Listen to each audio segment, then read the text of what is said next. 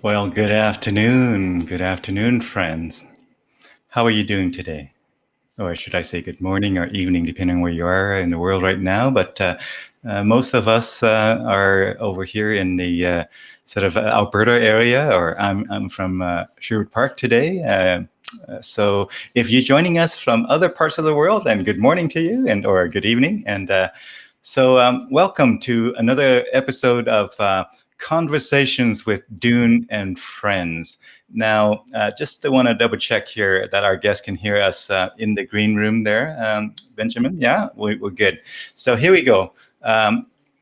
Again, my name is Dune Win, and here's another conversation with a special guest who's joining us from the Edmonton area today, and Mr. Benjamin Williams. And let me do a quick introduction of Benjamin before we have him join us on stage here.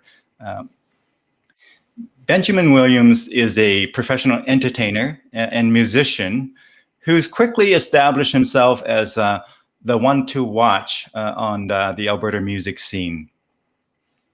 His career began with the classical guitar back in 2004, winning numerous scholarships and accolades for his studies in the years that followed.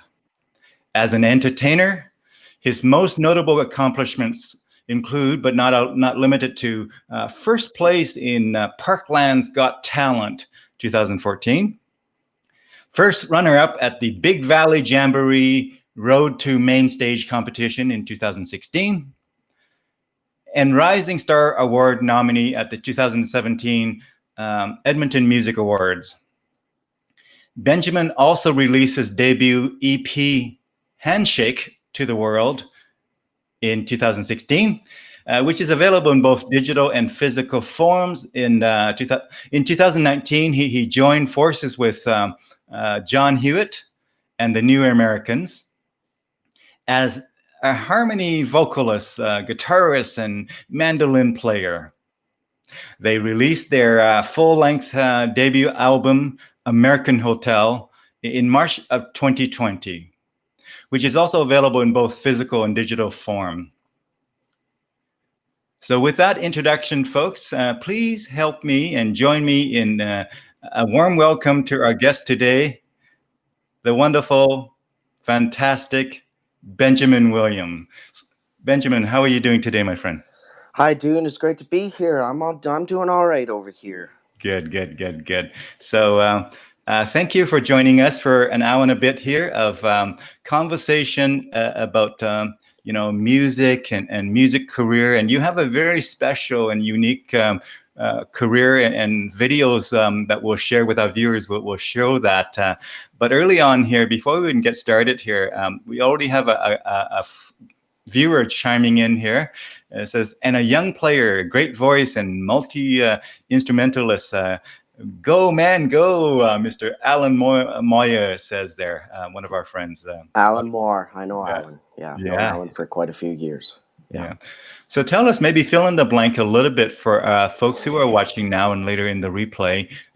What got you here? Beyond the introduction, maybe just fill in the blanks a little bit for us on your journey with music and with life so far.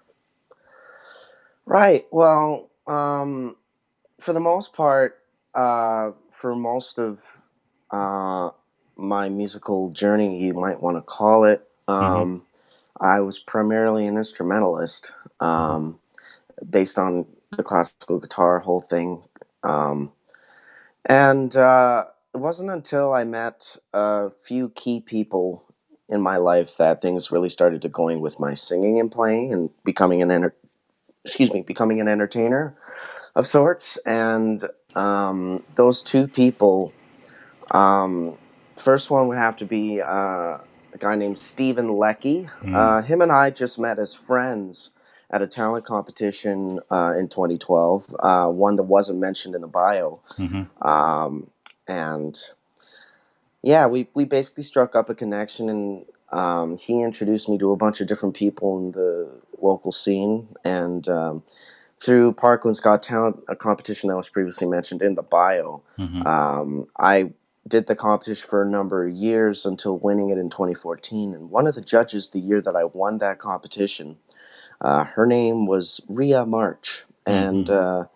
Rhea has probably been the most crucial figure overall, I believe, so far, because I met her when I was 14, turning 15. And at that time, I was very eager for opportunities to go get out and play anywhere, really. And Rhea was there for me to provide those opportunities. And yeah, kind of from there, I just started. Um, Using those opportunities to my advantage as much as possible by meeting different people who got me more different types of gigs and stuff like that, up to the point where I consider myself a professional entertainer because that's what I do for a living. So Mm. it pretty much was a kind of sort of a downward spiral effect, or barrel sort of effect. One thing led to another, and now I'm here. So Yeah, a snowball effect, and an exciting that's the word. snowball effect, and an Yeah. exciting one at that, an exciting one at that. And I know you have some photos with some of the folks, including Rhea March, that you're going to share a bit more later on. But thank you for bridging that, basically filling in the blanks a little bit. If I can summarize what I've heard. Again, it comes back to people. You met some people that were essentially instrumental in kind of launching your career to the next level and to the next level, and really even form what you thought of your own sort of music journey in terms of being a front person with vocals and solo performer and all of those things, and having decided to make that your way of making a living, in fact your profession, and your, in fact, your probably entire life, your whole life probably around, revolve around music these days, huh? Absolutely, it always has. Mm-hmm. Yeah, Yeah. cool. Cool.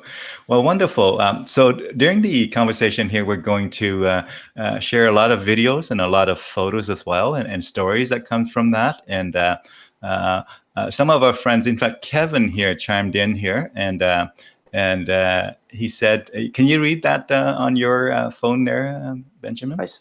Now I can read it. Oh, I know Kevin Castro. Yeah, Hey, yeah. yeah. He's Kevin a, is a mutual friend of Stephen and myself. yeah, yeah, Yes, yeah. I believe Kevin is a keyboardist living out in Vancouver, if I'm not Hmm. mistaken. He was a stellar student in Grant McEwen back when it was the Orange Building, Hmm. as far as I'm familiar with it. Yeah, yeah, Yeah, yeah.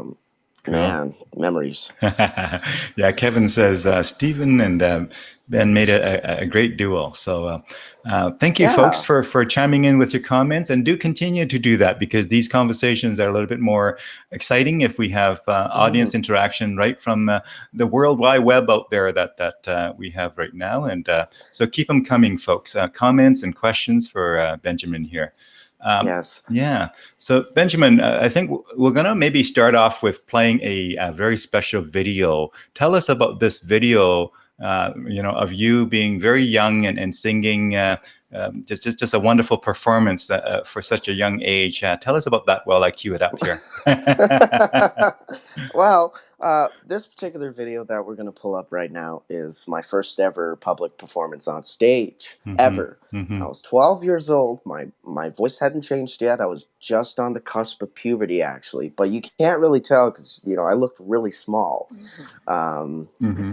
Sometimes that happens, right? Growth spurts happen sometimes sooner or later for different folks, Yeah. and yeah, there's me with one of my first ever hats that I used to wear on stage and stuff, and I wore that hat for a number of years, as you might be able to tell from photos later on. But that 12 string I'm playing there, I actually got, I believe, the Christmas before or the one before that, and it was because I was super inspired by John Denver. So my parents got it for a Christmas present for me when I was in that sort of John Denver phase. And as you could tell, I'm doing that song Rocky Mountain High by John Denver. And this was the auditions for the first ever Parkland's Got Talent that I did in 2012. And you could tell that my voice is so different now. That's just because I've grown up. But everybody starts somewhere, is what I say. Everybody starts This, somewhere. this is very special indeed. A 12 string, no less. A 12 string, 12 string at 12 years old. Imagine 12 that. string at 12 years old. I know many of those adults still have issues playing a 12 string with, much older in age and stronger hands. But let's roll it and let me know if you can hear this sound. Engineers. Yep, I can hear this. I know how it is because I have my own little kind of studio, and I know how dealing with the gain and compressor and all those other dialogues. No, that's not the right word, though. Modules. Yeah. Anyways. Hello, I am Benjamin Williams, and I will be playing Rocky Mountain High by John Denver.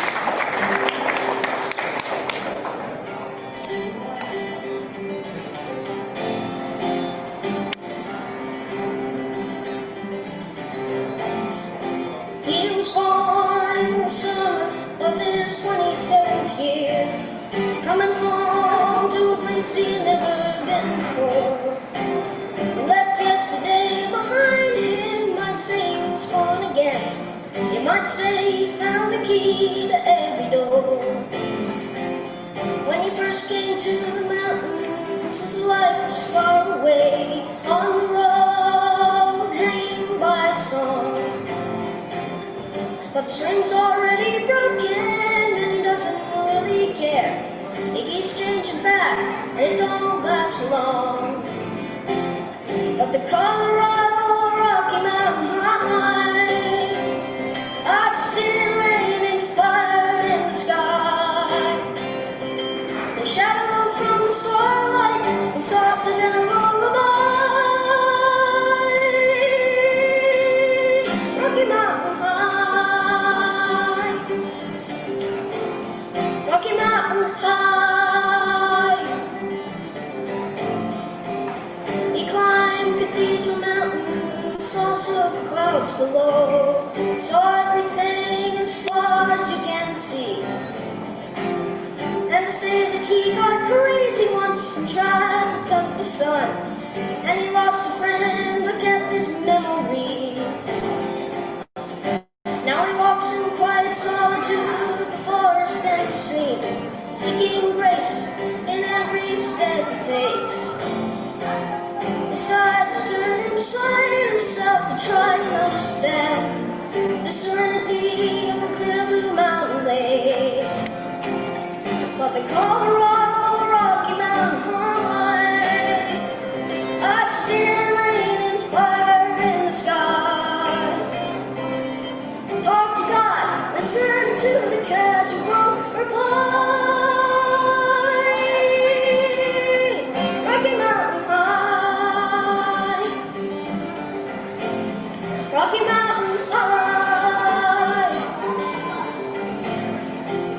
Now his life is full of wonder, but his heart still knows some fear of a simple thing cannot comprehend.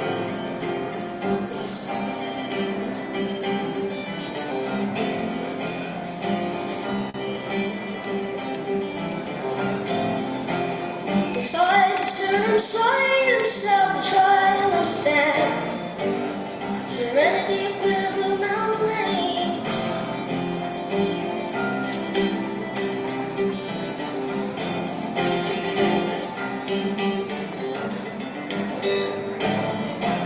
But the Colorado Rocky Mountain High, I've seen it rain and fire in the sky. Though he'd be a poor man if he never saw an eagle fly. Rocky Mountain High, it's the Colorado Rocky Mountain High. I've seen it rain and fire in the sky. Friends around the campfire, everybody's high.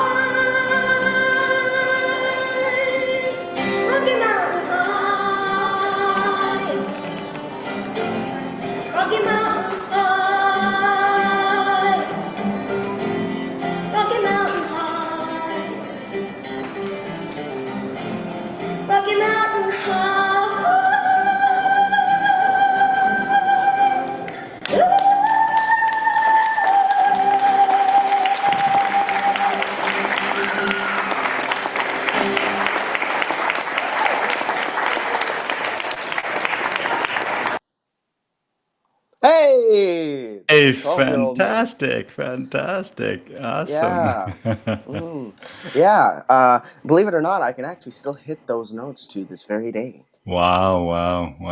I must say, here's, 12-year-old here and 12 string, and you've incorporated all of the elements of a performance. That there was nothing that you shied away from, whether it's the high notes, whether it's the sound of a 12 string to really be authentic to that song, whether it's you were in the zone for all of them at 12-year-old. Just fantastic. We have Oh yeah. I think you might have seen that message.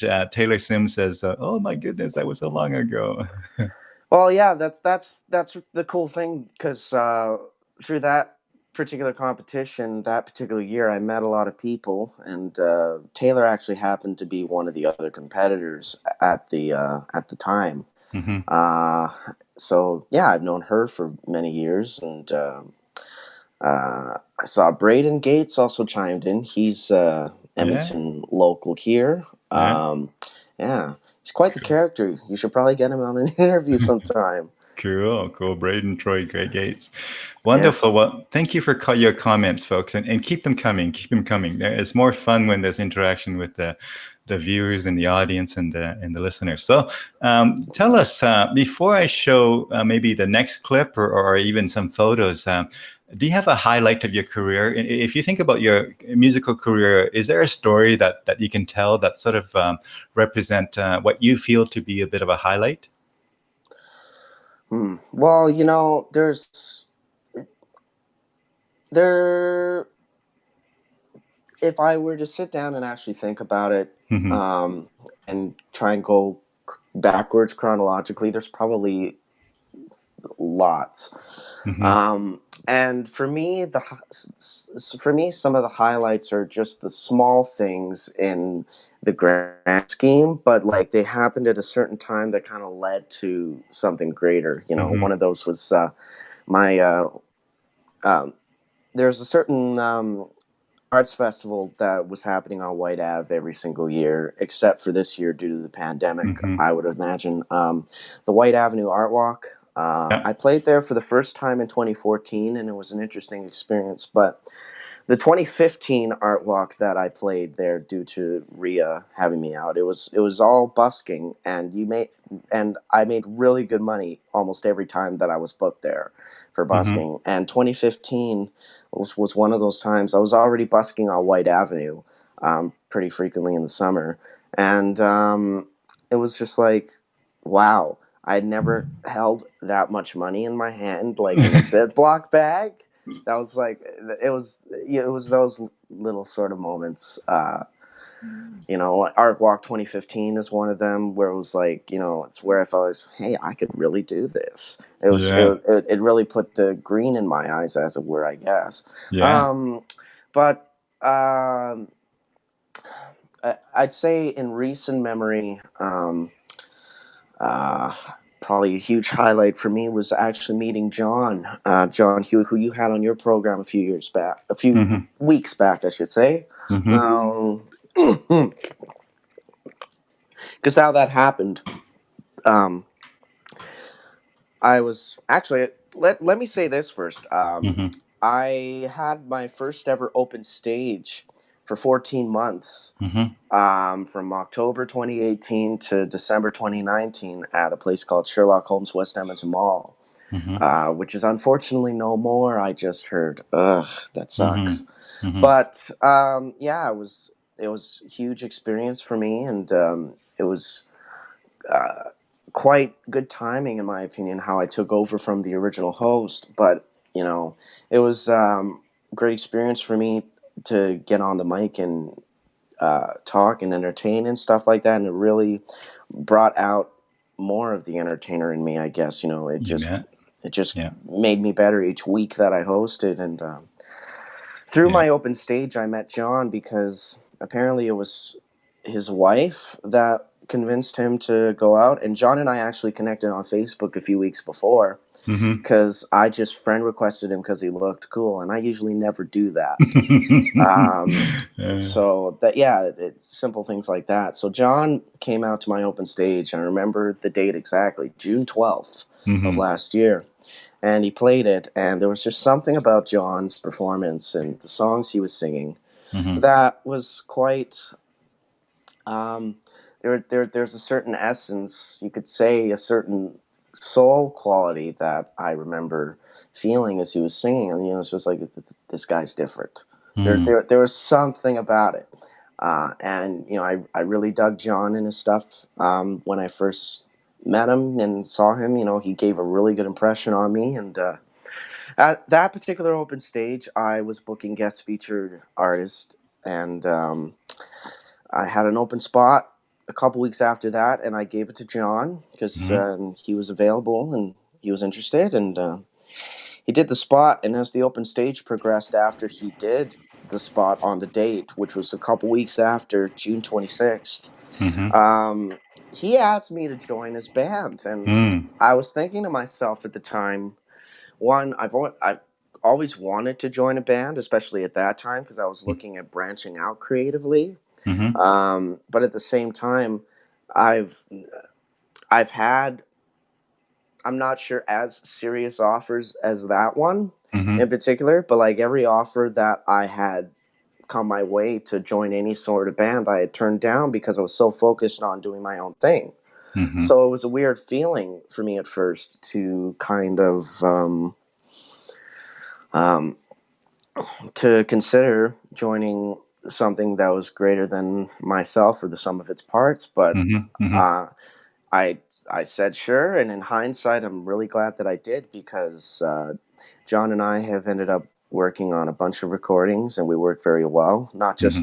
Not just the recordings for our band, John Hewitt and the New Americans, Mm-hmm. but we're doing some other stuff too. And one of those things was is some recordings that are going to be synced up for videos Mm-hmm. for a weekly series that I'm doing on my own Facebook and Instagram called Surfs Up Saturdays, where I cover Beach Boys tunes. And this week will be one of the first that John and I worked on. Uh, and it'll be really good. I'm not going to give any teasers, but everybody's Mm-hmm. going to have to wait and see how that turns out. We're Cool. also working on a weekly skit series, along with a little bit of music, called Sunday Evening Concert, we were calling it at the time. Mm-hmm.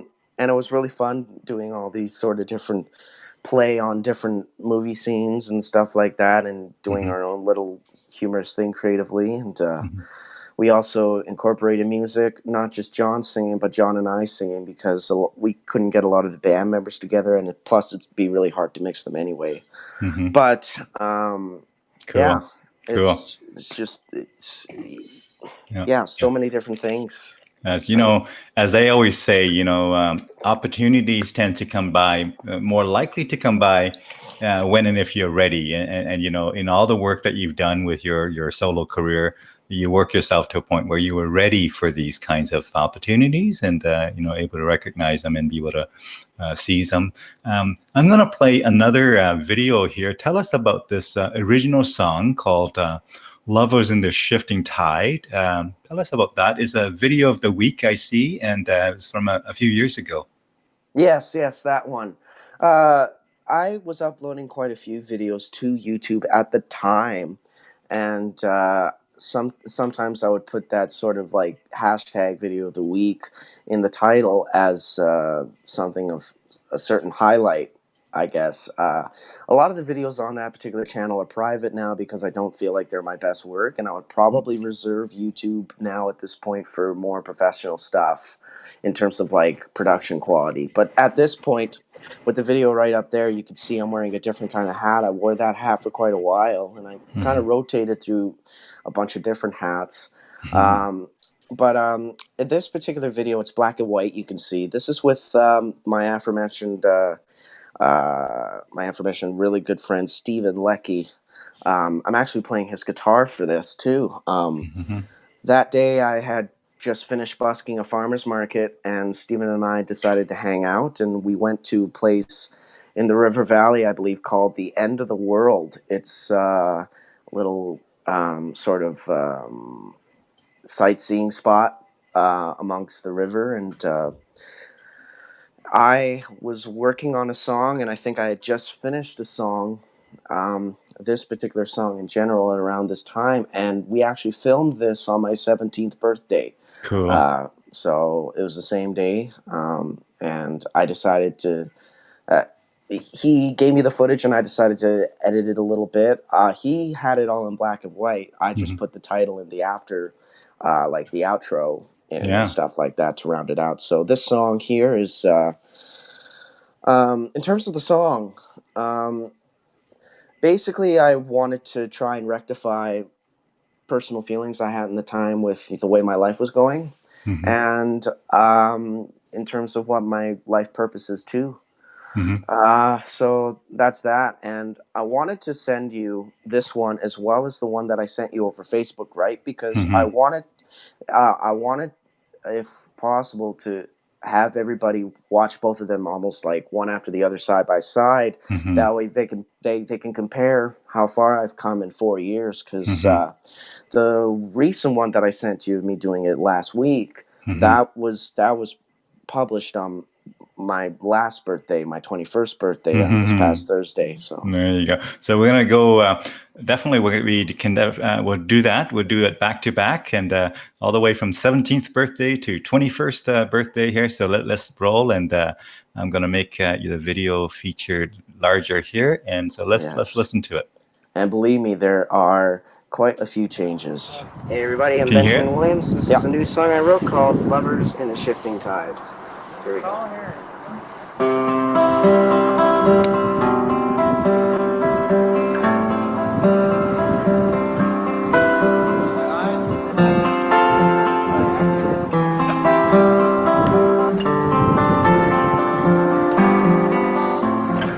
Life on a highway, stuck in my dreams. Same old story, ain't quite what it seems. Restless souls discover unopened doors. Beautiful people that I've had the chance to know. We have far to go. Yeah, we aren't really talking no more. Right, you got no time, and it's hard to find a sense of harmony. Gotta take up your armory, knowing just who you're fighting for. Singing and dancing, how life can be grand. With love and romance, and you know where we stand. But just for a moment, I hope I could make you see. You're a beautiful woman, and you're shining as bright as can be. And if that's flattery, then you wouldn't really matter to me. When it's going on strong and it comes undone in the middle of the night, as a lover in the shifting tide, gotta find a way to make things right. When the road's the only thing inside, gotta share things I feel inside. And it gives a cause for me to write.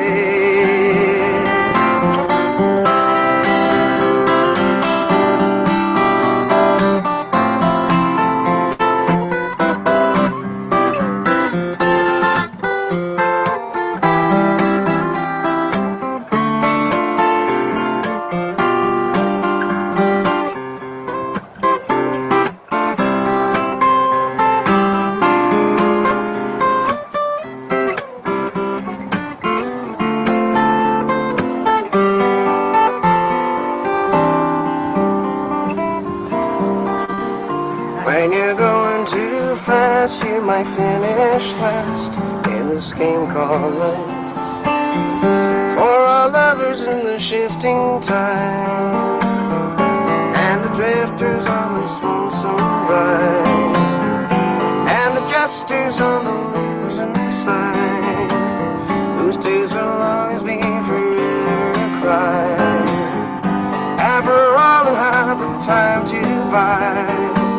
Let's make a difference in the world tonight, doing all we can with all our might, glowing with an everlasting light as our hearts are high in flight.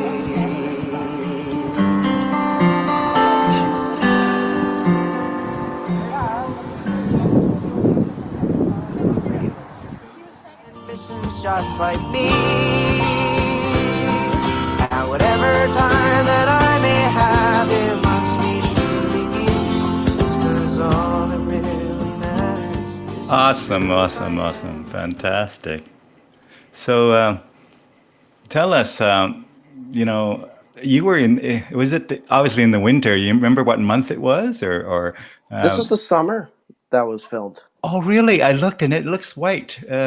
It's because of the black and white and stuff. The lighting. Oh, you did the black and white. Okay. Yeah. For some reason, for a moment, I thought it was like in the winter you were doing this. I have played outside in the winter, though, Yeah. believe it or not. Usually never just in a t-shirt, unless it's like +0 or something like Yeah, that. I don't know what it Which- was. Yeah. That particular winter, it was 2016. That was the same year that the Oilers first moved to the arena, and I started busking the hockey games. And I was like, oh, so much money I couldn't even. Wow. Anyway, Cool. Well, I'm going to play the next one, which is 4 years later. Now, this happens to be on Facebook, so let me just manage the Facebook so we don't get the echo coming back here. Give me a second. yeah. So let me just pause that all together and maybe. And for reference, you can kind of skip ahead a little bit with the talking and stuff like that, because I Yeah. kind of explained what the song's about already. Yeah, you bet. Yeah, sure. I will do that. But I just want to make sure that there's no Facebook. So we're going to make it bigger here. And how far ahead should we sort of advance this thing? I'd say about a minute and a half. Okay, I will do that. So give me a second. So let me feature it so that it's nice and big here for our viewers. And Just a couple of things about the differences between the videos that you may or may not notice is with my performance, I was doing a sort of slapping sort of technique on the guitar when playing it in certain sections. I've totally eliminated that and just kept the solo playing on my ensemble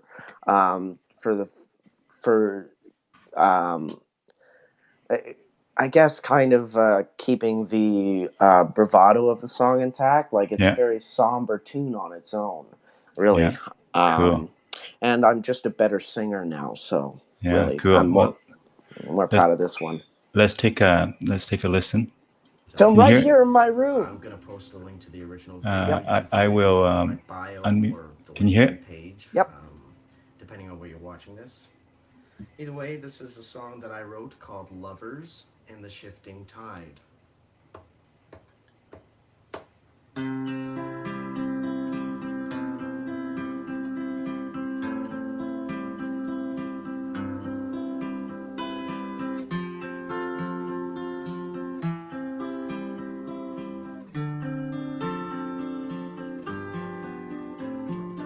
Life on a highway, stuck in my dreams. Same old story, ain't quite what it seems. When restless souls discover an open door. Beautiful people that I've had the chance to know. And we have far to go. Yet we aren't really talking no more. When you've got no time and it's hard to find a sense of harmony, you gotta take up your armory, knowing just what you're fighting for. Singing and dancing, how life can be grand. With love and romancing, you know where we stand. But just for a moment, I'd like to make you see. beautiful woman, and you're shining as bright as can be. And if that's flattery, then you wouldn't really matter to me. When you're going on strong and you come undone in the middle of the night, as a lover in the shifting tide, I gotta find a way to make things right. When the road's the only thing inside, I gotta share the things I feel inside, and it gives a cause for me to ride.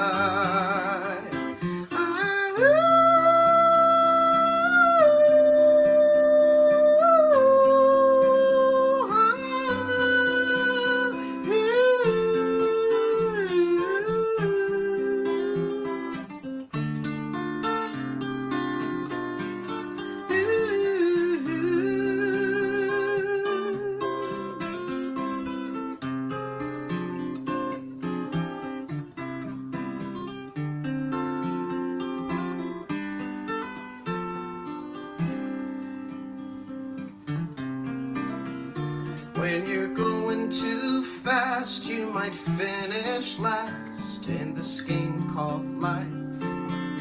For all lovers in the shifting tide, and the drifters on this lonesome ride, and the jesters on the losing side, whose tears will always be forever cried.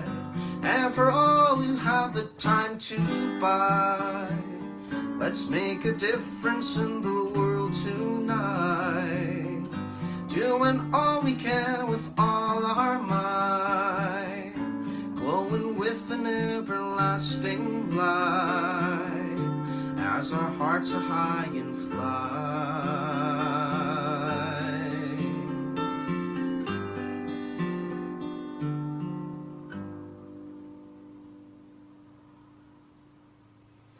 There you go. That's a song from my own pen and paper. It's called Lovers in the Shifting Tide, and I really hope you enjoyed that.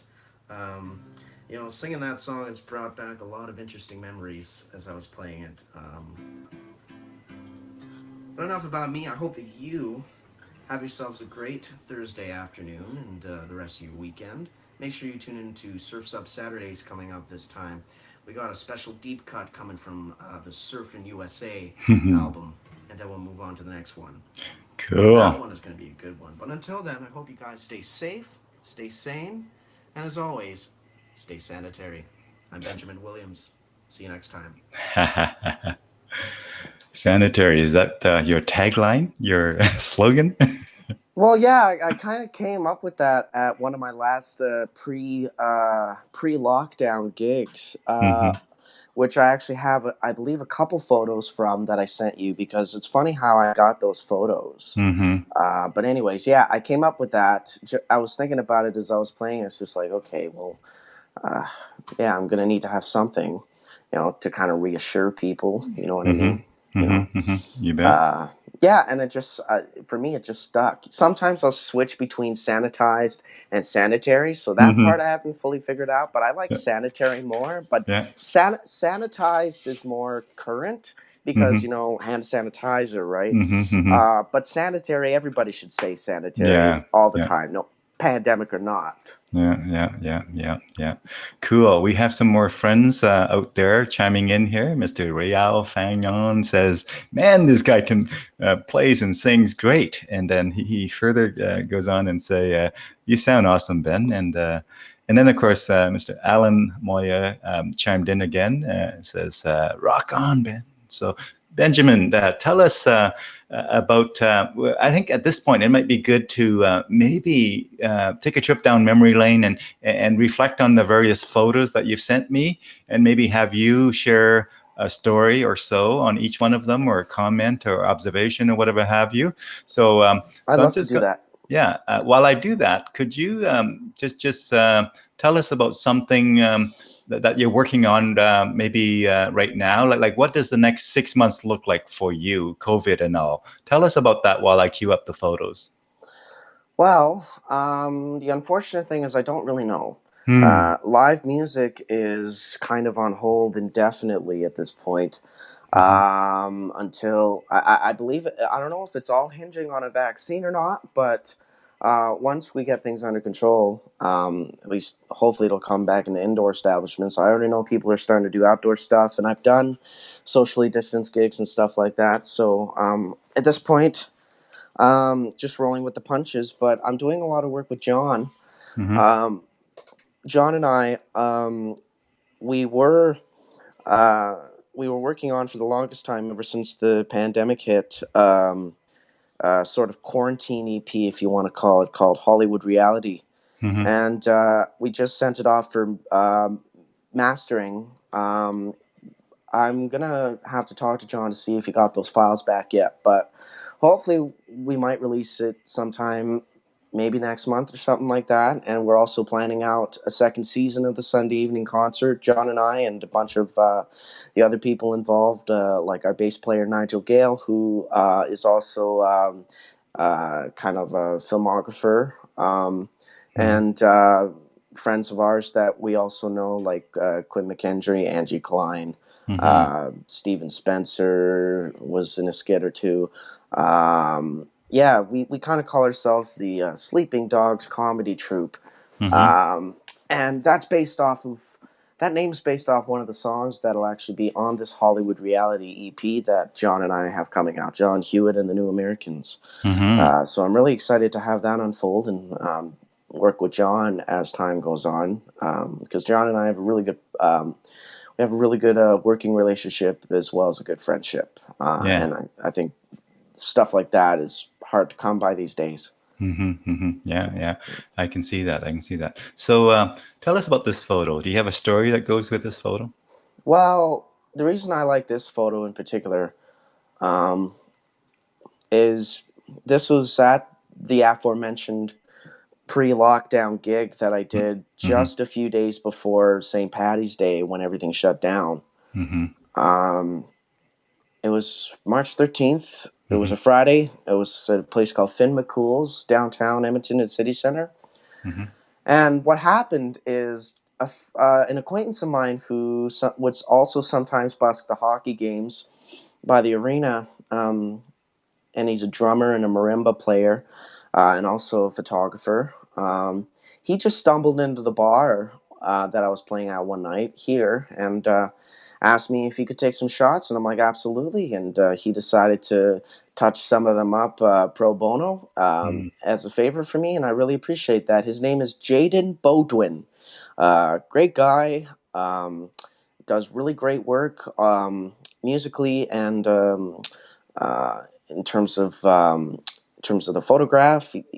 He's a great guy all around, and this particular photo I like because I believe he took it from a certain angle where there was actually something that's actually shadowing me. Like, he might have been coming from one of the sort of like wall borders around the stage or something like that I was playing. And that shadow above my head kind of, to me, it looks sort of symbolic of what was to come, which was like most of my gigs being canceled or postponed.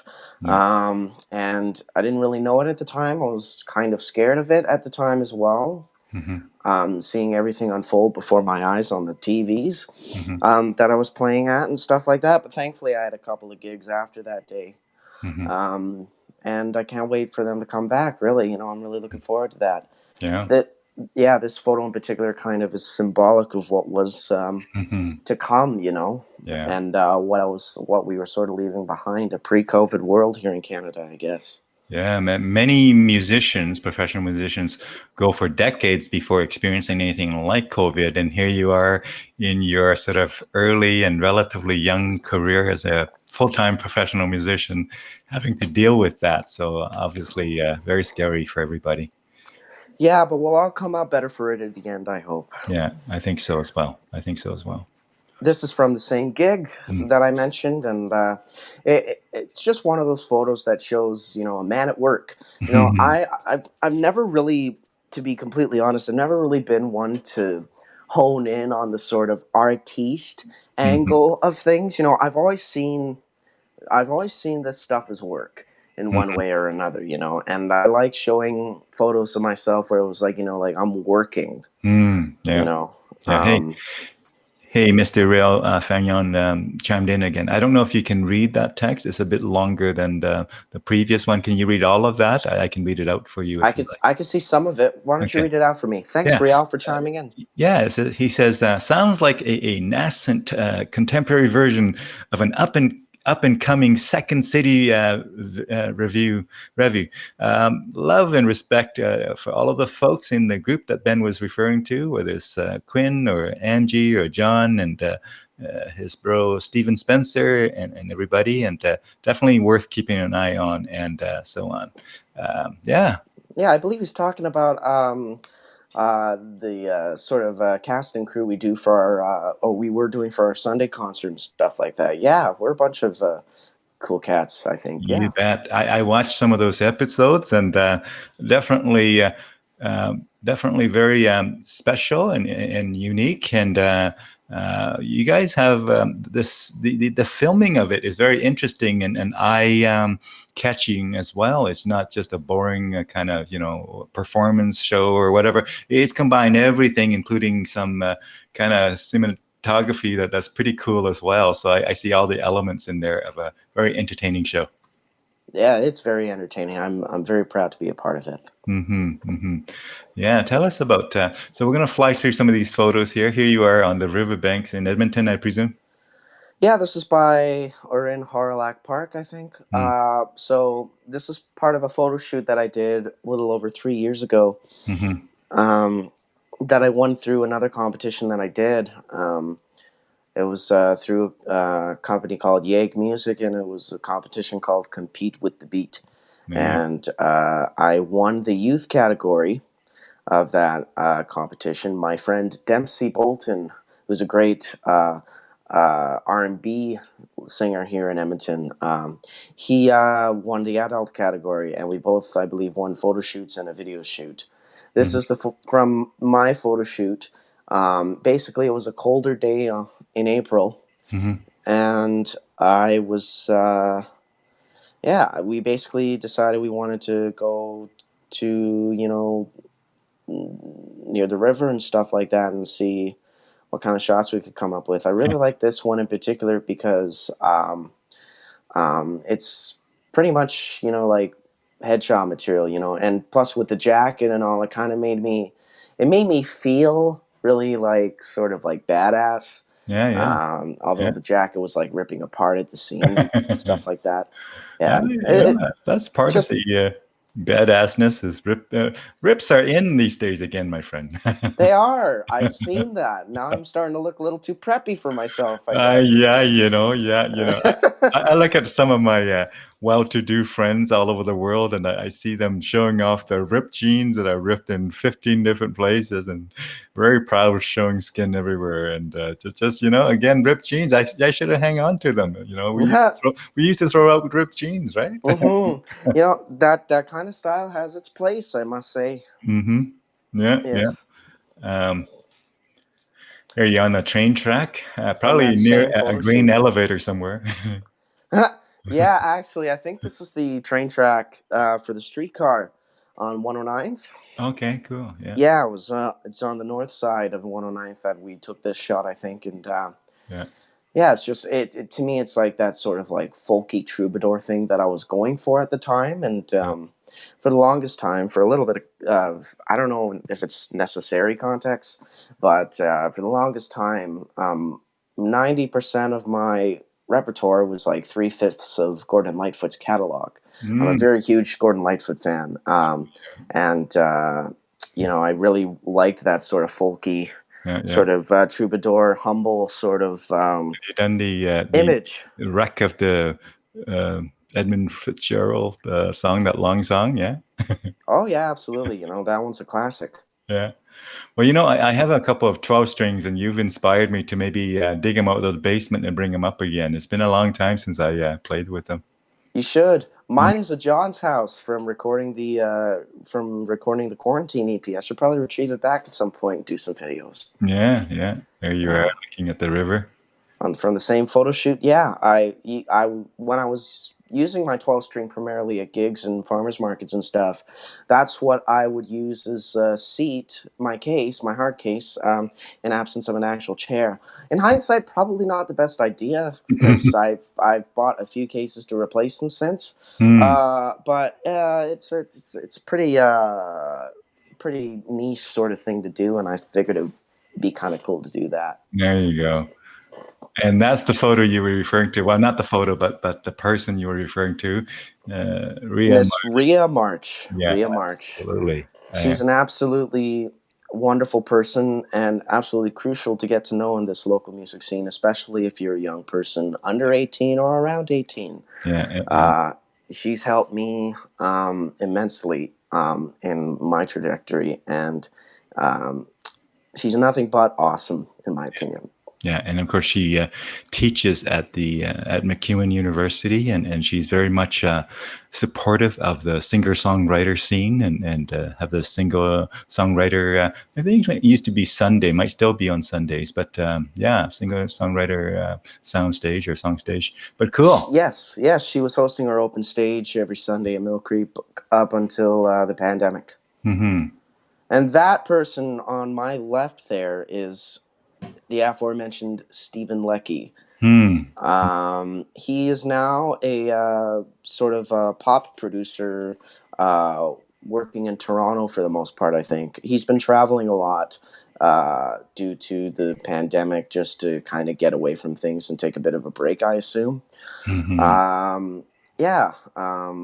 Well, some of us older guys who don't give music kind of full time and sort of spent time on the side over the years, and we watch you, obviously younger musician, and having given it 150% of your time and effort and focus, and how far you've come. It's always exciting, and here you are with the fantastic, Martin Kerr. Martin Kerr. I wasn't sure to say Kerr or Kerr. Kerr. Yeah, Kerr would be correct. Yeah. Cool. He's originally from, I believe, England, and he would pronounce it in his accent something like Kerr or something like that. Martin Kerr. I love that. He's really been knocking things out of the park recently with the pandemic happening and all. He's been doing a lot of curbside concerts and stuff like that. But before all that, he teamed up with a particular guy who I'd say is good at his job. There's a guy he employs as his manager.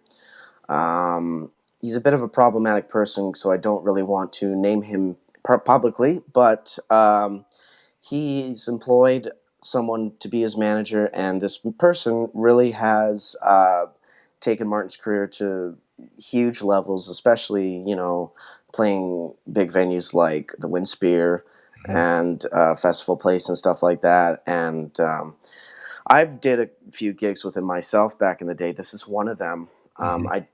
I did a Gordon Lightfoot tribute show a few months before this shot, and then I had my own gig at the same venue a few months later.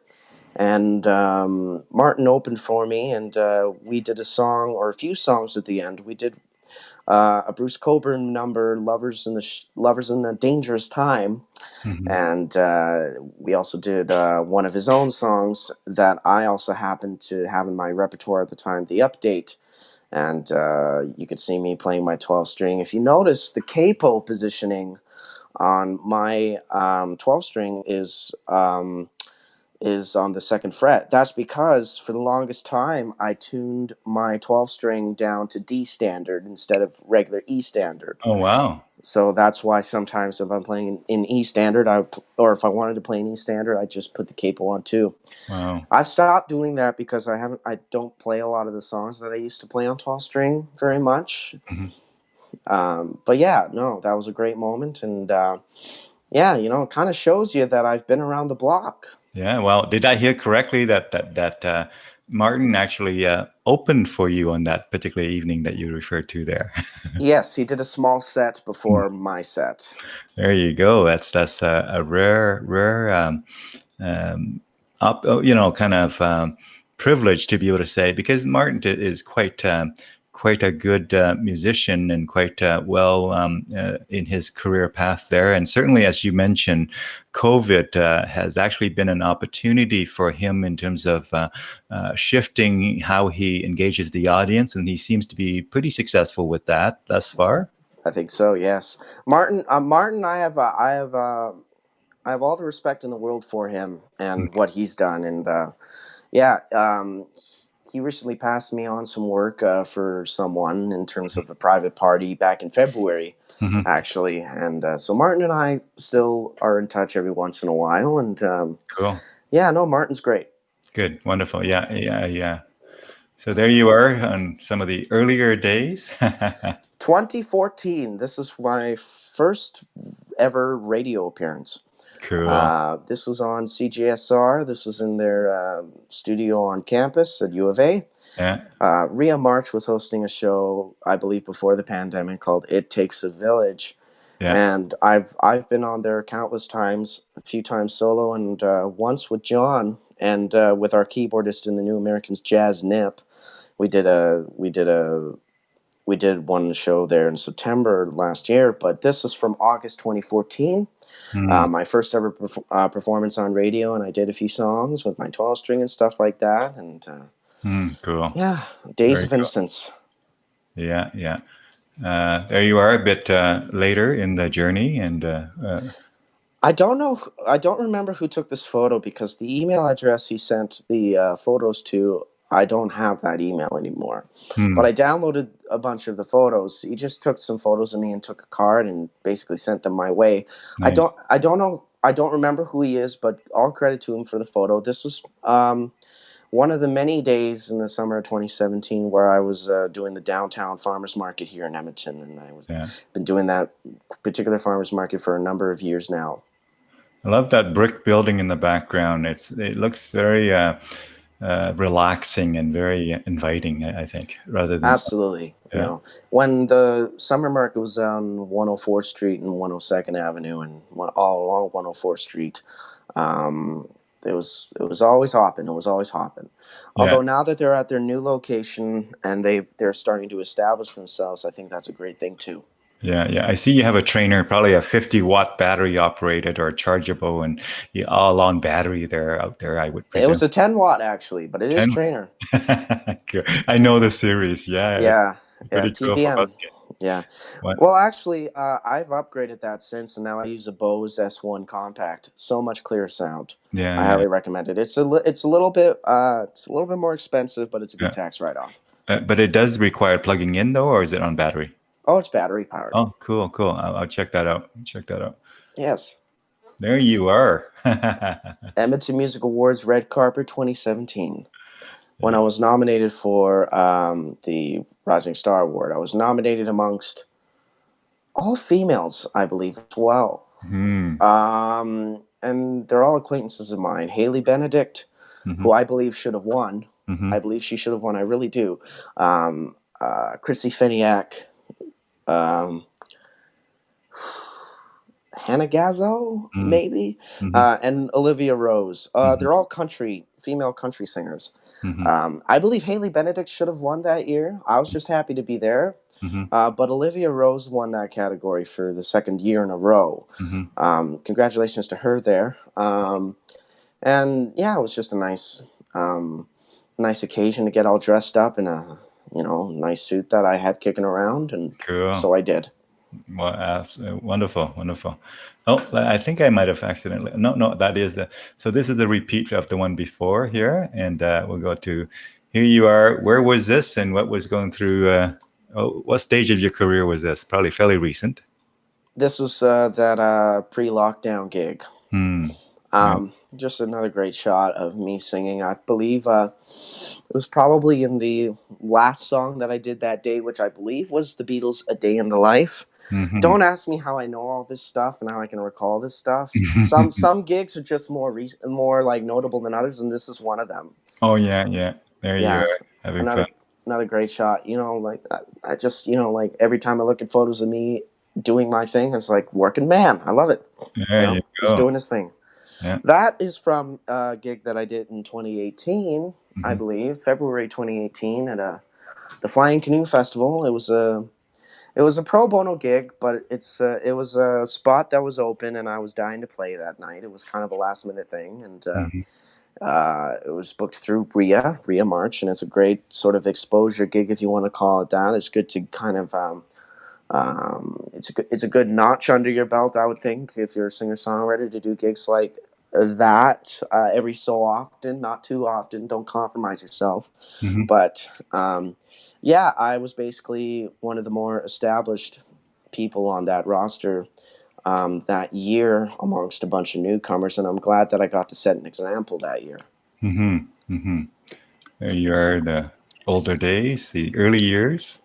2016 Ice on White, I believe it was, and yeah, what a glaring time that was. I was pretty high on the hog then, I believe. Yeah. Listen, we got a few more photos to share, but before we go there, let's kind of pause and ask you some other questions, and possibly play another video clip to kind of changing up a little bit there from the photos. Tell us, the next clip that I like to share with our viewers is a video. Video 4. It's the episode 2 of 100 of a weekly series of your Surf Up. Tell us about the Surf Up, the Saturday thing that you've been doing. Well, I got allergies. Sorry about that. Yeah, well, I was thinking to myself, I'm a huge Beach Boys fan, and I'm dying to share a bunch of their tunes. Mhm. So why not get creative and do a little bit of a series? And plus, kind of keep some sort of relevance here online and stuff for when things start to open up again, hopefully, and I can play physically, right? So like I'm like, I don't want to be forgotten or anything like that. And other than posting videos throughout the rest of the week, I've also been doing this weekly series called Surfs Up Saturdays. Mhm. Every Saturday I cover a Beach Boys tune, and I have it all mapped out in some semblance of chronological order. Mhm. And it started coincidentally on none other than Brian Wilson's 78th birthday this year on June 20th. Cool. And this one is from June 27th, I believe. This was the one that I did. I did a surf and safari here. I wanted to get somewhat dressed up for it, like to kind of look like I'm actually doing that. So kind of give people an idea of, how dedicated I am to, paying tribute to one of my favorite bands of all time, the Beach Boys. Let's take a listen. Beach Yeah. Boys. Mm-hmm. Tell me if you can hear the sound. This is Benjamin Williams here. We're out on my back porch, and you're Hold on. tuning into episode 2. Here we go. Hey-yo, how's it going, everybody? This is Benjamin Williams here. We're out on my back porch, and you're tuning into episode 2 of Surf's Up Saturdays. Now, you might be asking yourselves, hey, Ben, what's with the weird get-up this week? And to that I say, well, my friend, this is actually not all that weird of a get-up, considering this is actually the recommended attire for when you're gonna go on a surfing safari. Let's go surfing now, everybody's learning how. Come on a safari with me. Come on a safari with early in the morning, we'll be starting now. Some honeys will be coming along. We're loading up our woody with the boats inside and heading out singing a song. Come on, baby, wait and see. Yes, I'm gonna take you surfing with me on a long surf, baby. Wait and see. Yes, I'm gonna take you surfing with me. Let's go surfing now. Everybody's learning how. Come on a safari with me. Come on a safari with at Huntington and Malibu, they're shooting the pier. At Rincon, they're walking the nose. We're going on safari to the islands this year, so if you come and get ready to go. Come on, baby, wait and see. Yes, I'm gonna take you surfing with me. We're on a long surf, baby, wait and see. Yes, I'm gonna take you surfing with me. Let's go surfing now. Everybody's learning how. Come on a safari with me. Yeah, king of the surf, it's on.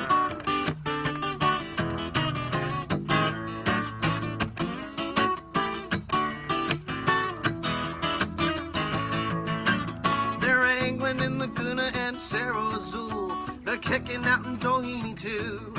I tell you, surfing's mighty wild, it's getting bigger every day, from Hawaii to the shores of Peru. Come on, baby, wait and see. Yes, I'm gonna take you surfing with me. We're on a long surf, baby, wait and see. Yes, I'm gonna take you surfing with me. Let's go surfing now. Everybody's learning how. Come on a safari with me. Come on a safari with me, yeah, me, with me, yeah, me, with me, yeah, me, yeah, me, yeah, me, yeah. Very cool. Yeah, I wanted to get a little bit creative with it, that one. So Cool. So how many have you done so far now out of 100? How far along are you with that journey? we're on 5. We did 5 last Saturday. It was a deep cut from the Surfs in USA album called Farmer's Daughter.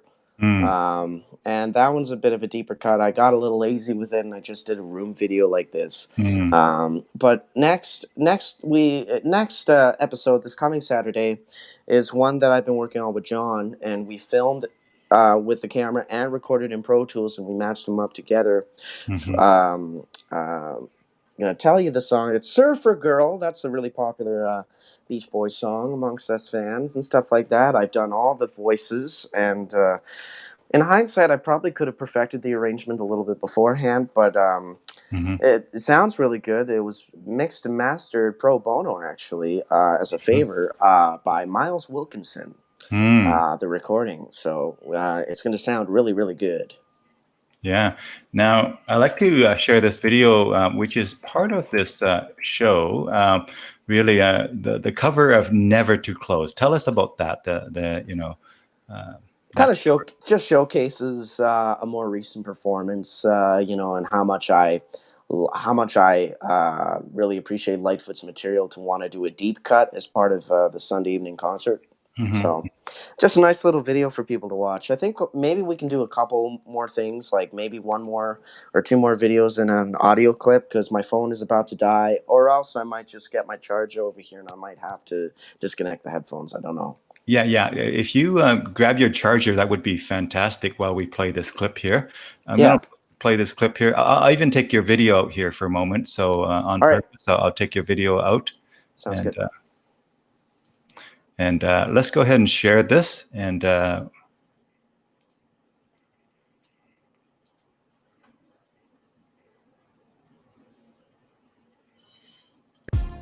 hello, everybody. Thank you for watching the Sunday evening concert once again. As you know me, my name is Benjamin Williams, and I am a faithful New American here on the Sunday evening concert, Sleeping Dogs Comedy Troupe, all that fun jazz. I like to do a song on my own, and some of you who know me know I'm a huge Gordon Lightfoot fan, and I'd like to do a Gordon Lightfoot song. This is from the 1976 album Summertime Dream, and it's called Never Too Close. 1, 2, 3.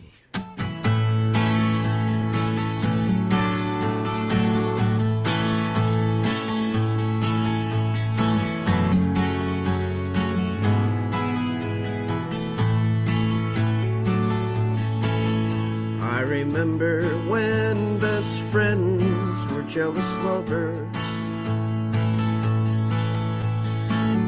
lying warm asleep beneath the covers, dreaming of belonging to each other. So we tried, never too close, never too near, dying in time. And so we cried, but that is alright. We meant no one no harm. I remember when best friends were not mistaken, long before that freedom was forsaken. Learning about all the good things in the world worth belief in. And so we try, never too close, never too near, dying in time. And so we cry, but that is alright. We meant no one no harm.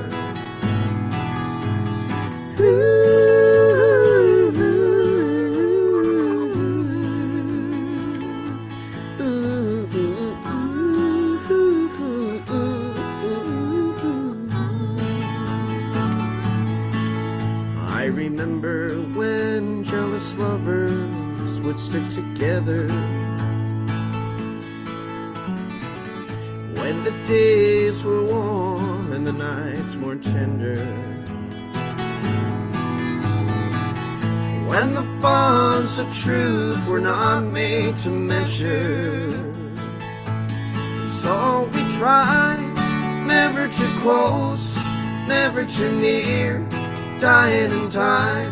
And so we cry, but that is alright. We meant no one no harm. Try as you will, following dreams never fulfilled. And so we cry, but that is alright. We meant no one no harm.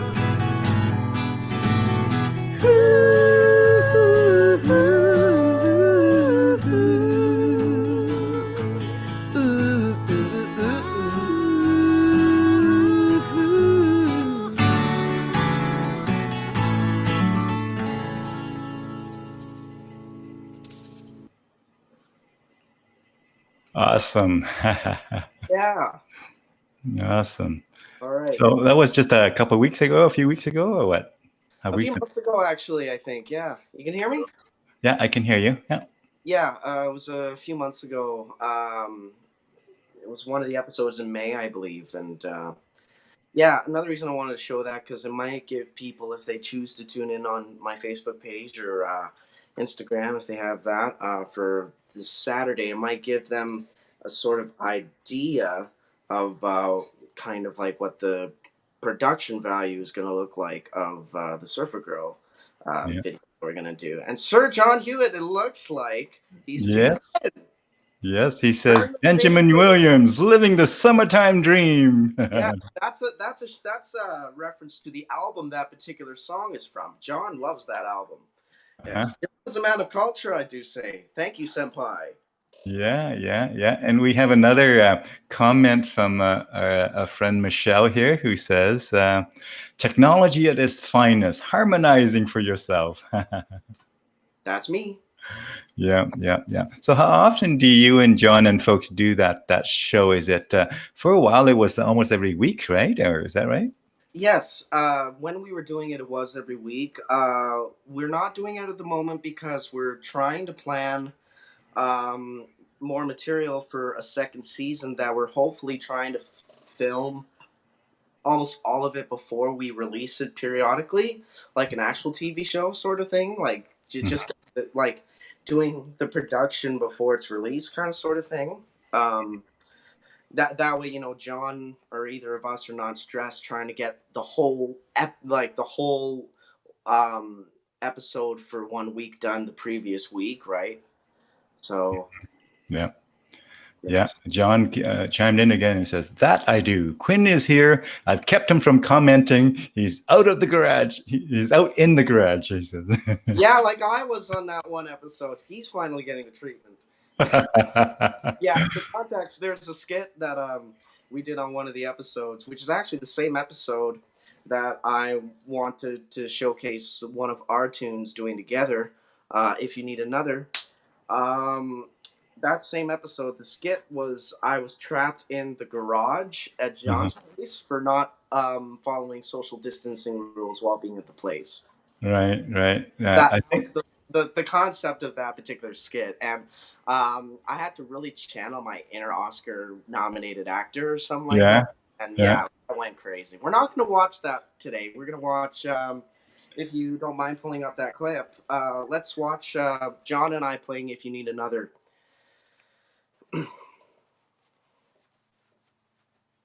And the reason I want us to watch this particular clip as well is because this is probably my favorite song that John and I do, or us New Americans do.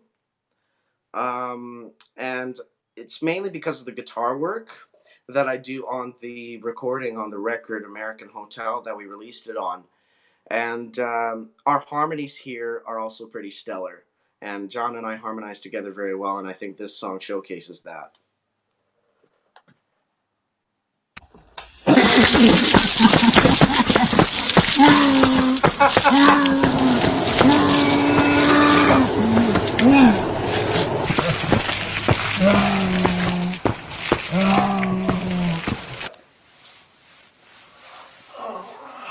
Hey John, just cleaning up here after being in the garage for a week. I need to shower at least every other day or every couple days.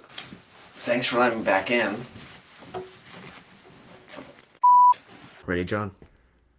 Ready when you are. Okay.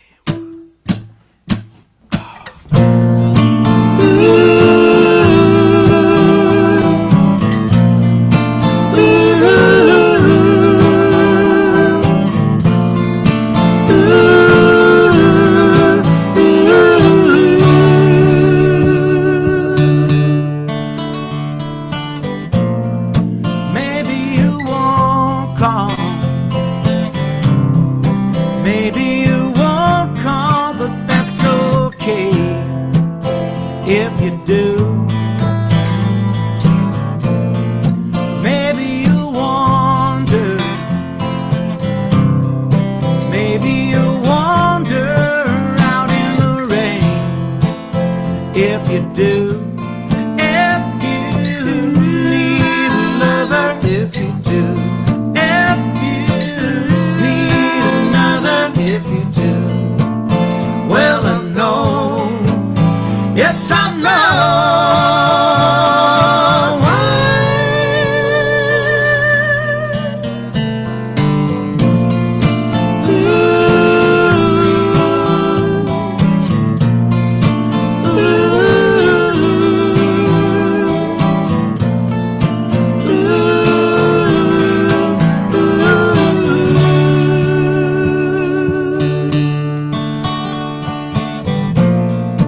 What if I found you another time, Lord, in another place? Would you call? What if you found me another mind, Lord, in another face? Would you do? If you do, if you need another, if you do, well I know, yes I know.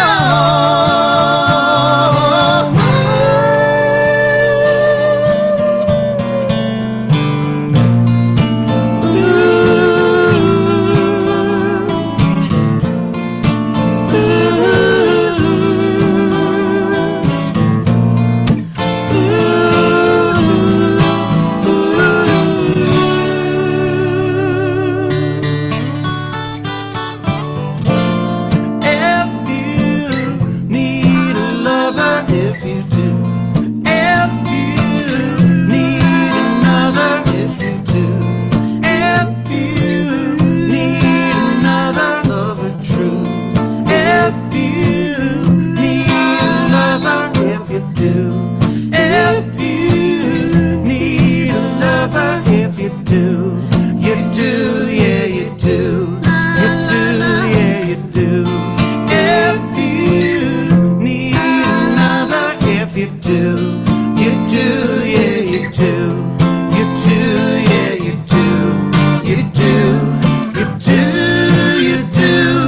you do, and I know.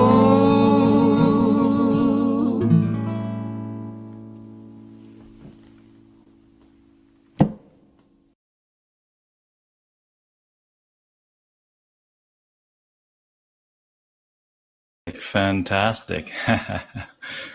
Cool. Very cool. Let me just do that. Go ahead. It's a great tune. You know, when I first heard a demo version of it, like last summer, that was probably like, I don't know, like it was really gripping. Something about it. And I think it's partly, you know, it's a very 70s esque sort of ballad.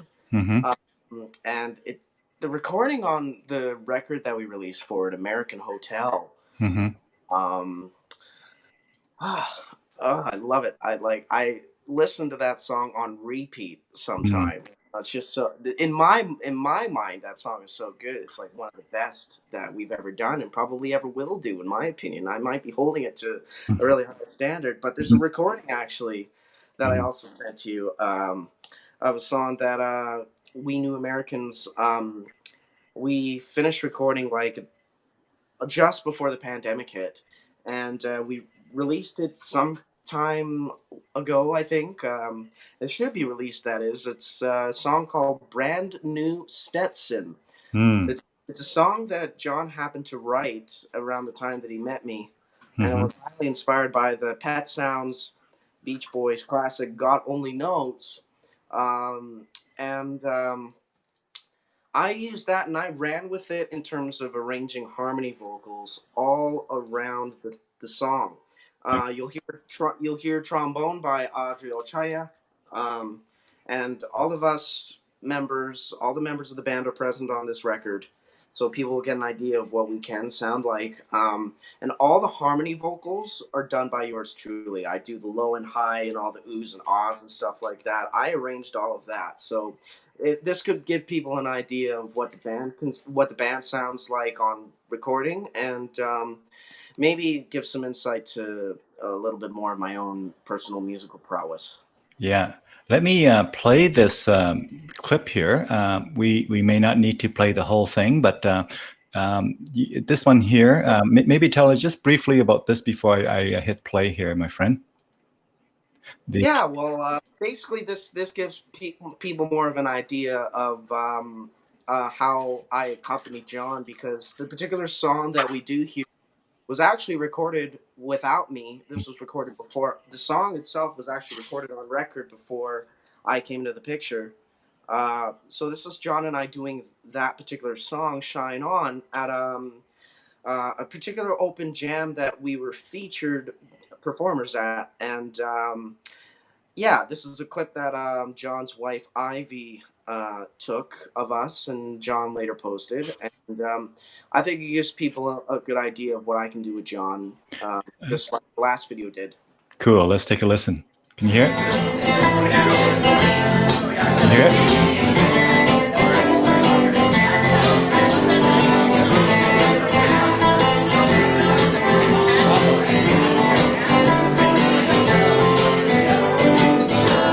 Know who's wrong or right.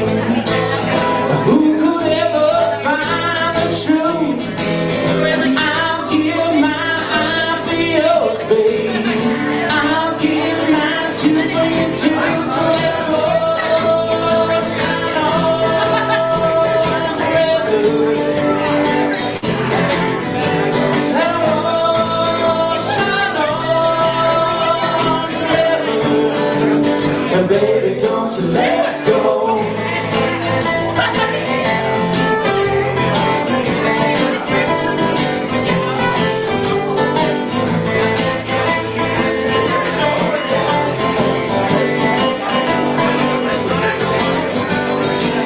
Ain't it a shame to feel so down?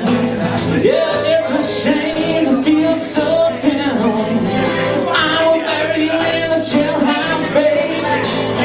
I'll steal your thorny crown, so let go, shine on forever. Let go, shine on forever. And baby, don't you let go.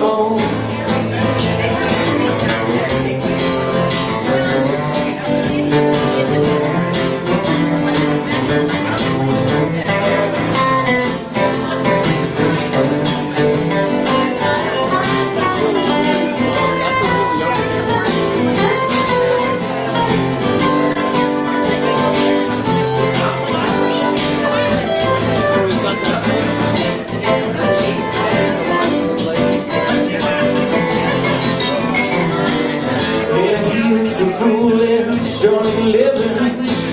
He who receives is surely given. He who's running never stops. He who's poor knows what he's got. So let the Lord shine on forever. Let the Lord shine on forever. And baby, don't you let go. Oh no, oh now, baby, don't you let go now. Oh no.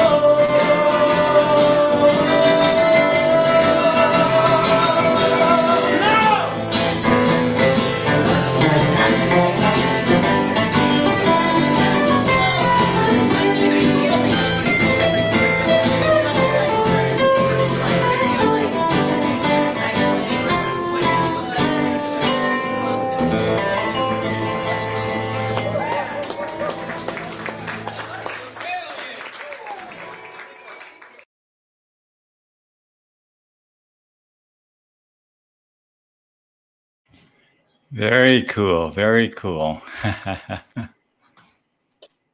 Yeah, as our friend Rael pointed out, that's one of those where it actually showcases my guitar skills and stuff Mhm. like that.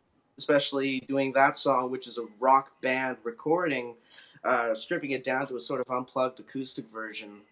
Um, it's just a great performance, in my opinion. Yeah, that was awesome. It was fun too. Hey, there's two audio clips. Which one would you like me to play first? The Sometimes or Brand New Stetson? I think for context, let's do Brand New Stetson, because I was talking about that one actually just before you put on that video clip. A song that we recorded. We're recording over the winter, and we finished just before the pandemic hit. And has Audrey Ochoa on trombone, and all 5 band members, John on rhythm guitar, rhythm acoustic, and lead vocal, myself on lead electric and harmony vocals all across the board, our keyboardist Jazz Nip, our bass player Nigel Gale, and our drummer Jordan Dempster, and a bunch of other fancy instruments thrown on at the end of the song, and you'll all hear it and stuff like that. Yeah, let's play. Let me know if you can hear it.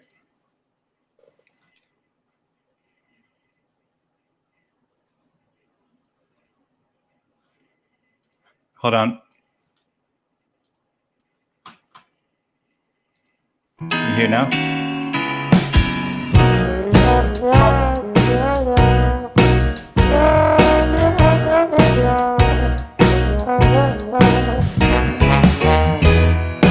I don't wanna say I'm sorry.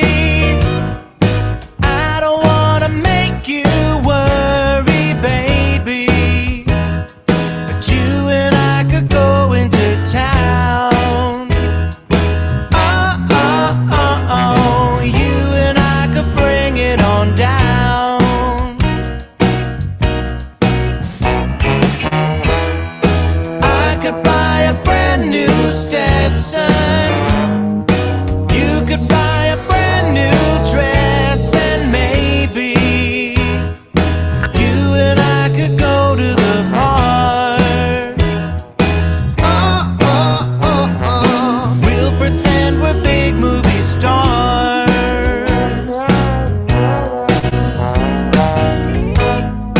Hey, now I think it's crazy.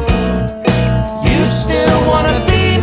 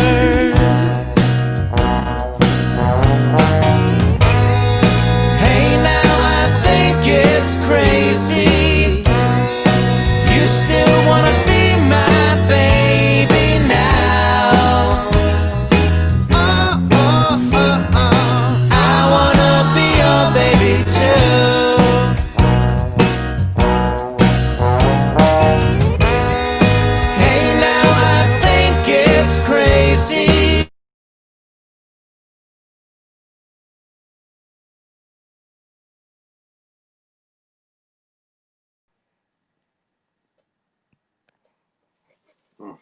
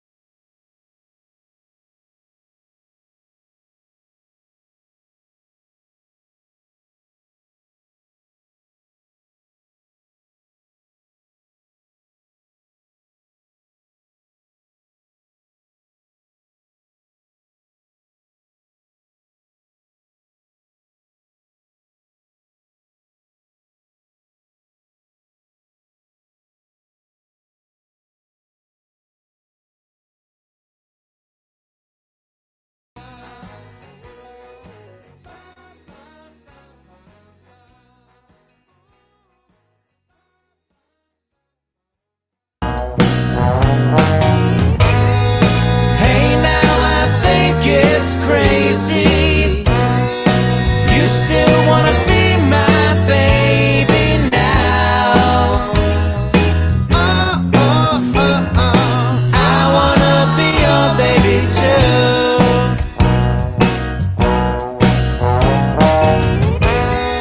Hey, now I think it's crazy. You still wanna be my baby now. Oh, oh, oh, oh.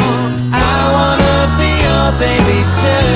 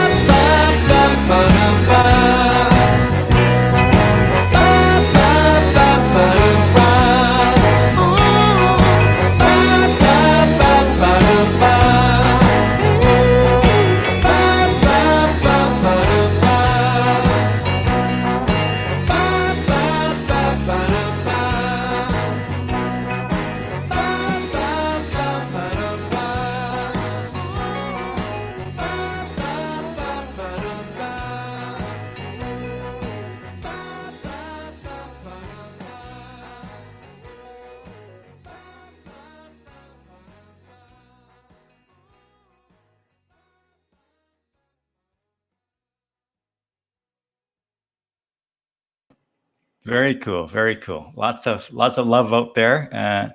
Looks like the sound cut out for about a minute, and but then I played it again so we can hear the tail end, the ending there. Yeah, well, what happened on my end is because I got back on the waiting to go live here on Be Live, and I was saying, it's like, hey, I got kicked off the live. And then I accidentally kicked myself out of the whole thing. So I had to just enter back in. Sorry about that. No worries. Might have been my end too, but nonetheless, we replayed the tail end of the song there, so we kind of heard the whole thing and with a bit of an interruption in the middle. So yeah, let's see here. There's trombone, loving the trombone there. Riel again says, love the hooks, and almost Beatle-esque. Very much so. Yeah. So now, as we sort of round the corner here on wrapping this up, Benjamin, do you have a story in your musical journey that you like to share with our viewers that's top of mind right now when you think of highlights or lowlights or any kind of interesting kind of milestone that you want to share? Yeah, well, kind of when things all started to happen for me. where I saw things really come to fruition was around the time that I released my own solo EP, my own first, I guess you could call it professional release. It was more so for a school project at the time, but I ended up putting it out, and it was just, I did something, and I felt really accomplished then, and that was at the same time that I was starting to get more farmers market dates to busk in the summer, and a few gigs here and there, and later that winter the hockey games moved to Rogers Place downtown, and I started busking the games on warm winter nights and stuff like that. Things started to really come full circle in 2016 for me, to where I am now. And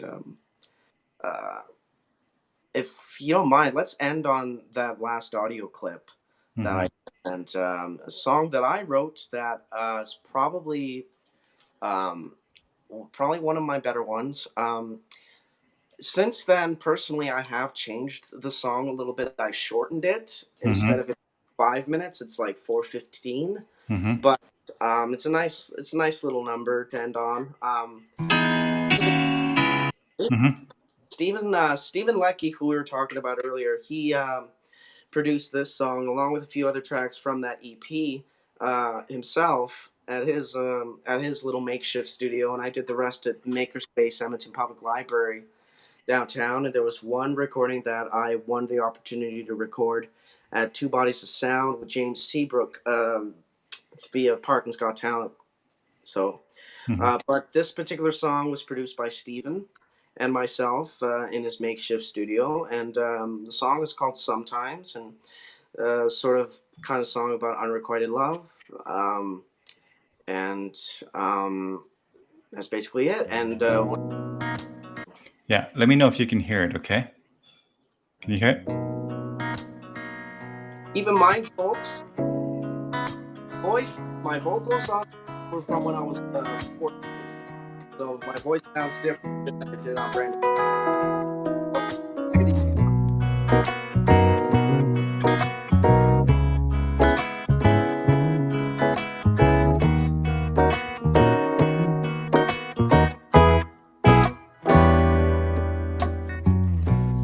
Gonna let nothing stand in my way. Gonna let nothing get me down. Wake in the morning, see a brighter day, and remember all the beautiful things around. And I remember you and all the things you'd say that helped me get through some time. I wonder where they've gone. I feel like something's died.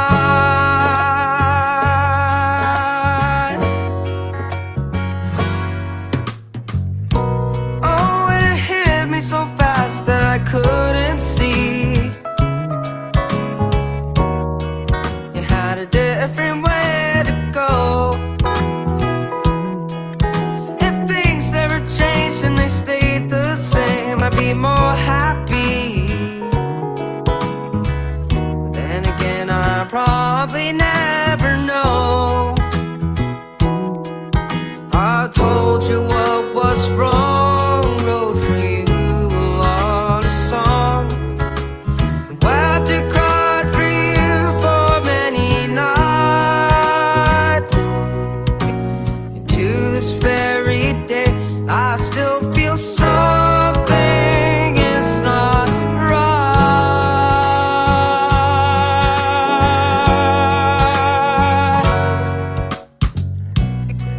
Oh, you know, this is how I feel. Why does it have to be this way?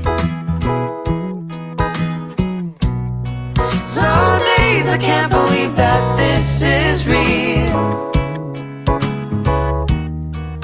but it is to my dismay. But sometimes when thoughts get rough, I look to the skies above, and I think to myself, I think I need some love, love, love. Oh, oh.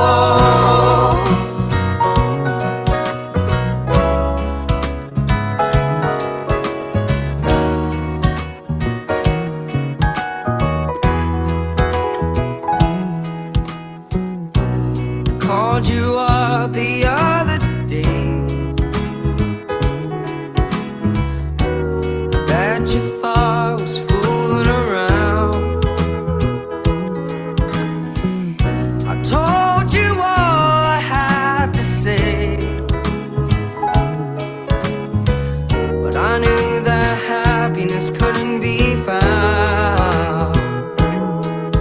I wish I never believed you would never leave. That's the reason why I wrote this song. I told you many times before, and I still feel that something's wrong.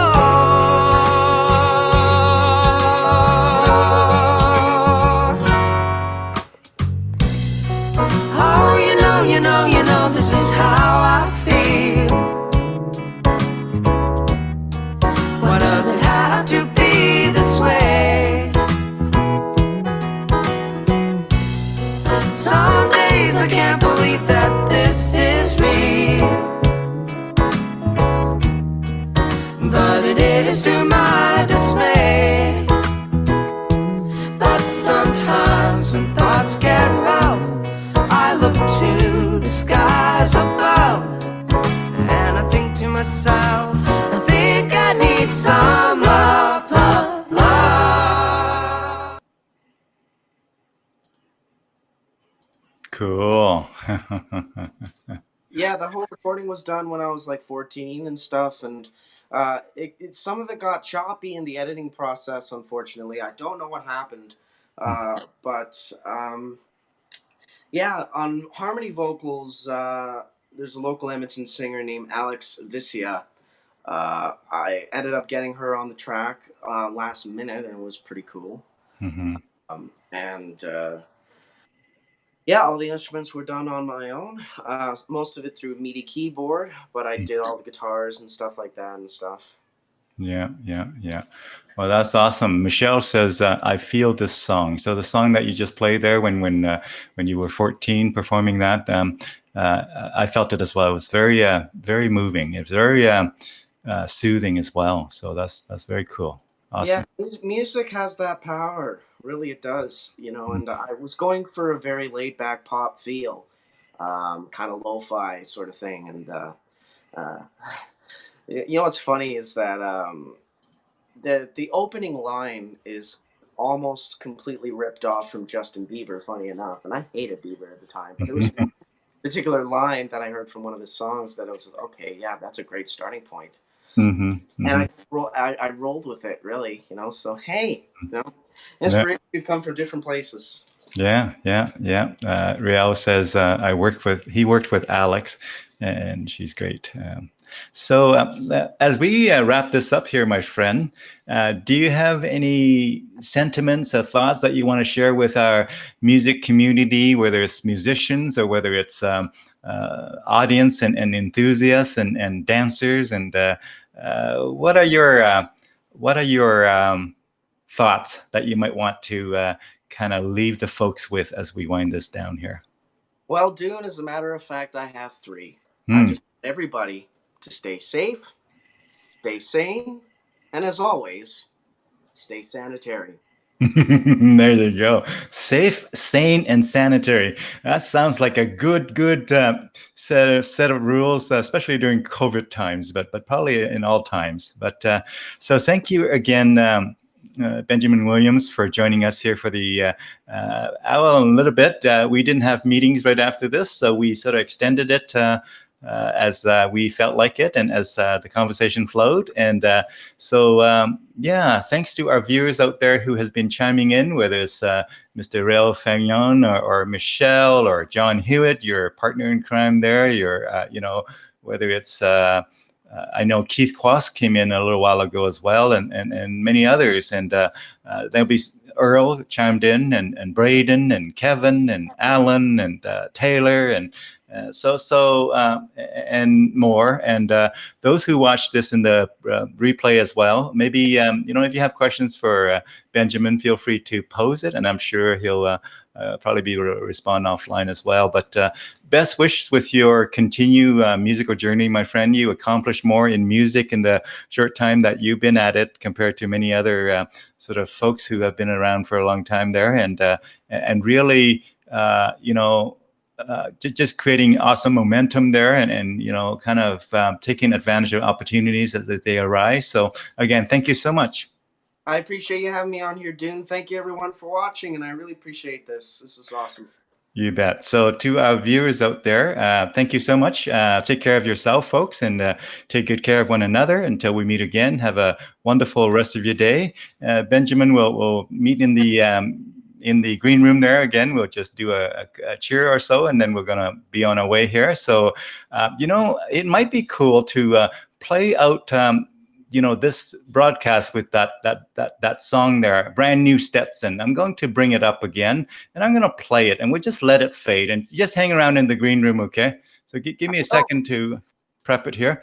So here it is, Brand New Stetson, coming at you here again, folks, and we're going to do it audio only here, and tell me if you can hear it this time. Can you hear it? Okay, I'm going to bring the photos back again. Enjoy, folks. We'll just hang around in the green room here.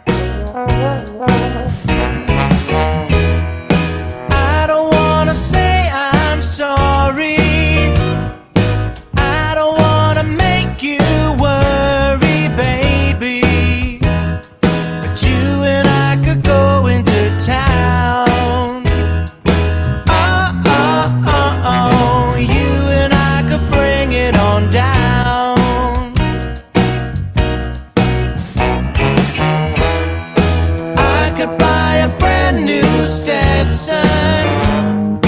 You could buy a brand new dress, and maybe you and I could go to the park.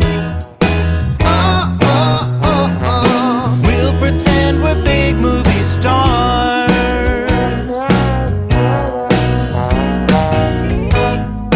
Hey, now I think it's crazy.